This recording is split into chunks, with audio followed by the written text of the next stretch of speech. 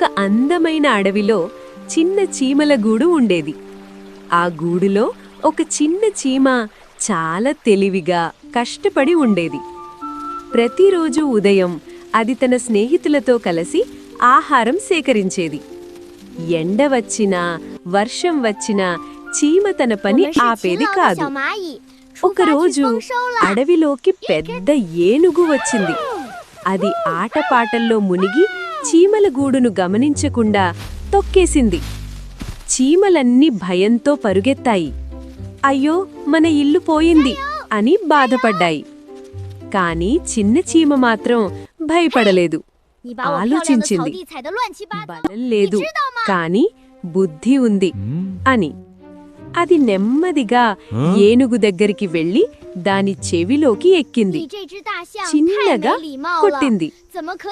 ఏనుగు ఒక్కసారిగా అయ్యో అంటూ ఆగిపోయింది. తన తప్పు తెలుసుకొని ఏనుగు దిగులుగా చెప్పింది, క్షమించండి చిన్న చీమ, నేను తెలియక తప్పు చేశాను. ఇకపై ఎవ్వరినీ ఇబ్బంది పెట్టను అని వాగ్దానం చేసింది. చీమలన్నీ సంతోషించాయి. నీతి: పిల్లలు, చిన్నవాళ్లమైనా తెలివి ఉంటే పెద్ద సమస్యల్ని పరిష్కరించగలం. ఈ కథ మీకు నచ్చిందా?